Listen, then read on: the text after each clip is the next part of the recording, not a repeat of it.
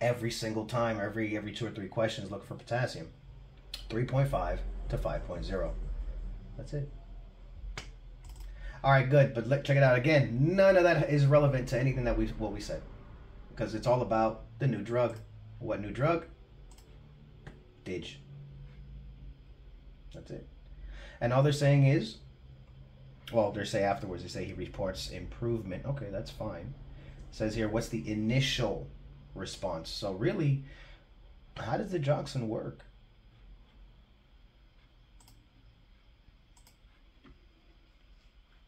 Okay. That's it. So let's do that. Let me come over here. 1 second. You said it inhibits the sodium potassium ATPase. All right. Let me do this. Sodium, potassium. Yeah, ATPase. Okay, doc. The sodium potassium pump. I'm gonna put pump over here. What does it do to sodium and potassium relatively? What does it do respectively? Okay, sodium out. Very good. Sodium out, potassium in. You told me the Digoxin blocks it, yeah? Okay, so if it's blocked,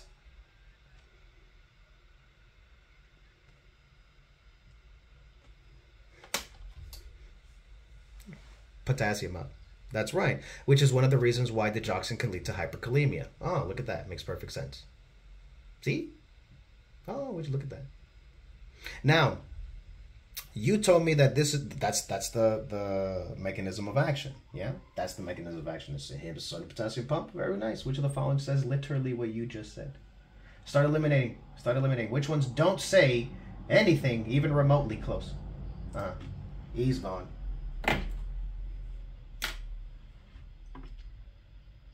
D's gone. C's gone. Down to 2, 50-50. Then it has to be A, decrease of sodium efflux. Yeah, efflux, does that mean to go in or out? Efflux. Is that to go in or out? To go out, like exit.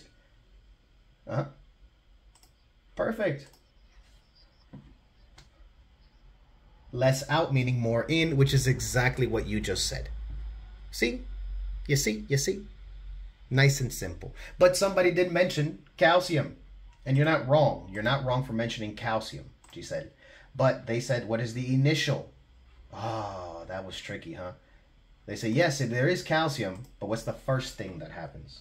So let me take this opportunity to draw, even better than Netters, a cell. Netters wishes they had these skills, I tell you. Let's see here. I'm gonna put a channel here, and another one over here. All right, Christina. So check this out. I want you to remember that potassium predominantly hangs out inside the cell, but every now and then potassium, K for potassium, K for kids. What do kids want to do? They want to go outside and play. Perfect. Makes perfect sense, right? All right. Then we have this guy, sodium. Sodium hangs out on the outside predominantly, and as we know, sodium via concentration gradient, that's the word they use, he wants to go inside. All right, good. So now I have sodium inside and I have potassium outside. Now here's the pump. Here's the sodium potassium pump, which of course requires ATP. Anybody know why it requires ATP? Why do they call it an ATPase? Does anybody know why? Christina, do you know why they call it, why it requires ATP?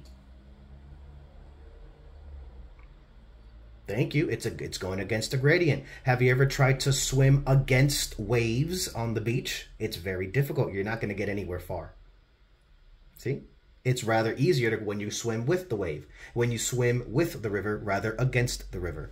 So for the same fashion, it will now, this will pull, let me make it blue. This will pull the potassium right back in, and it will push sodium out. See? That's it, nice and simple.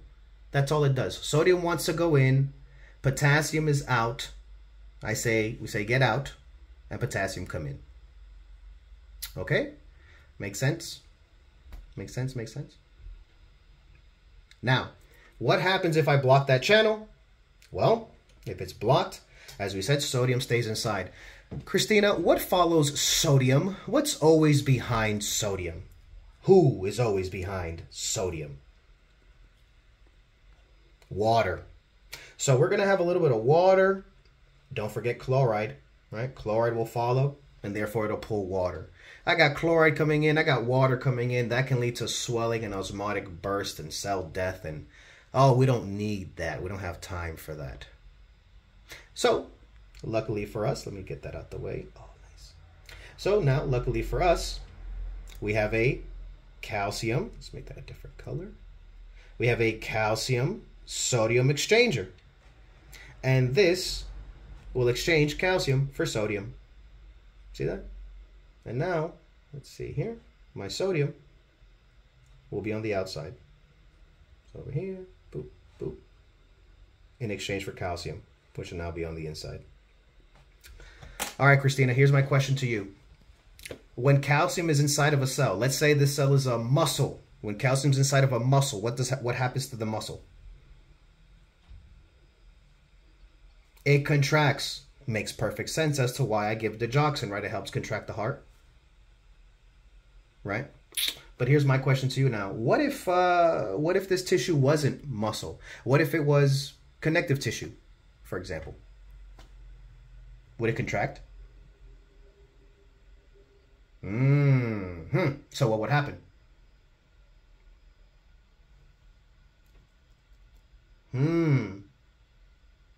Say it again.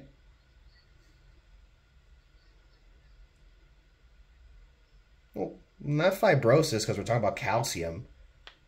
So what would be the calcium phrase for fibrosis? Calcifications. Yeah. See that?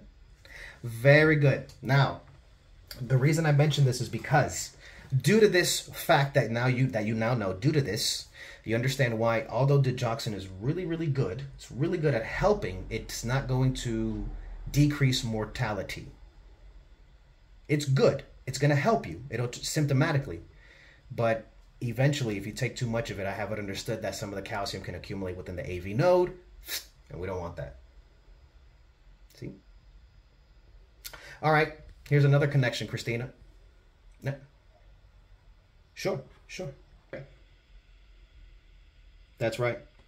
And then because of that, yeah, that's what it is. So the reason why it's confusing is because what you get confused is the normal mechanism of the ATP pump. That's why I always make sure I focus on what is normal, and therefore abnormal is easy. And this is the reason why. Check this out, because I always give the same example. We said it's an ATP pump. Let's say here we have a blood supply. Let's say we have an atheromatous plaque blocking off said blood supply. See that? Let's move out the way. Okay. What if I actually put that back? That channel right there. All right. So if I have this atheromatous plaque blocking the blood supply, then my question to you, Christina, is, well, would I have an excess or a decrease in the amount of blood that arrives to the tissue?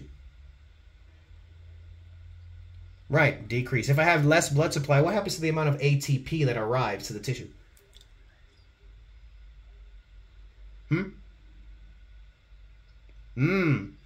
If I don't have any ATP, can the pump work?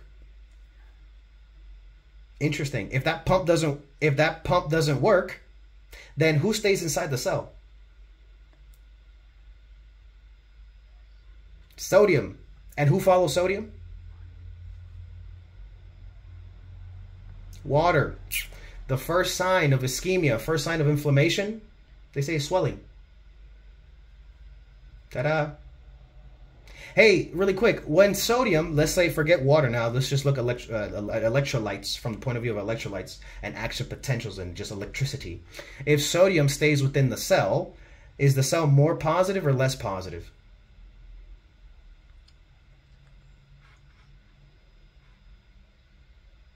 If sodium is staying inside a cell, well, sodium has a positive charge, doesn't it? And if it's more positive, is it more likely or less likely to depolarize?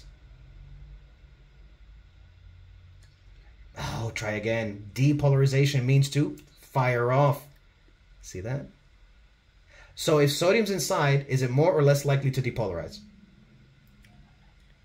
More likely. Hey doc, you ever wonder why a patient who had an MI, why they die maybe a day or two later from arrhythmia?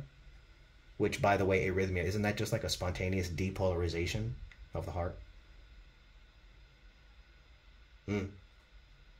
Yes, no? Am I the only one that wonders these things?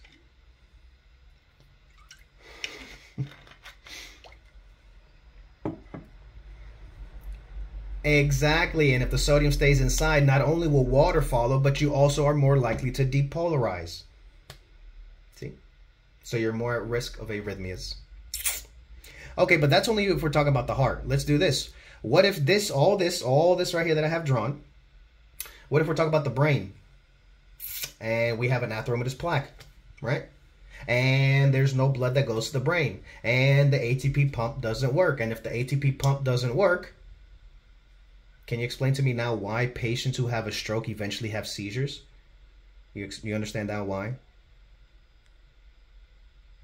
You have a stroke and then you can start seizing. Why? Less blood supply, less ATP, sodium stays inside the cell. Sodium makes you more likely to depolarize. A stroke is just a spontaneous depolarization, Christina. See? Makes sense? All right. Last one, Christina. Right? Last one, Christina. When you were a baby, Christina, right? A Chrissy Poo, or whatever they called you. And let's say you wanted to go to the pool or the beach, right? Lake, whatever, water activities. You'd be with your family. And I'm sure that the family would bring food and everybody would eat hot dogs and burgers and pizza or whatever, or rice and spaghetti, which is what my people do. I still don't get that, but whatever. The point is, a lot of food, lots and lots of food, right? As soon as you finish eating, you as a child wanted to get in the water. And what would your mom always tell you? Wait 30 minutes. Why do I got to wait 30 minutes? The sun's going down, Mom. And Mom says, what did Mom say? Because I said so. I'm your mother. Like, don't question me. What's wrong with you, right? Yeah. No, but it's because Mama knew this. She didn't know that she knew this, but she knew this. She knows that after a full meal, all of the blood supply is going to be focused in the GI tract, which means if you go out for a swim, Christina, and now you're dependent on your legs kicking and moving, well, where's all your blood? In your stomach. So therefore, do you have more blood or less blood going to your legs? Less blood. More or less ATP going to the legs? Less ATP. You know what's going to happen? You're going to cramp up and you're going to float all the way to the bottom of the jacuzzi. Just stand up. Just stand up. See that? Mama knew. Mama knew. See? There it is. So those are three different ways to see the exact same thing. Okay? That's right. You can shower. Okay? You're not gonna drown in the shower. That's funny. That's funny. Okay. All right. Yeah, I had to make sure I mentioned that. That was hilarious. You guys are too funny. You are too funny. Okay. That was really funny. You caught me on that one. All right. Beautiful. Very good. Very good. All right, Christina.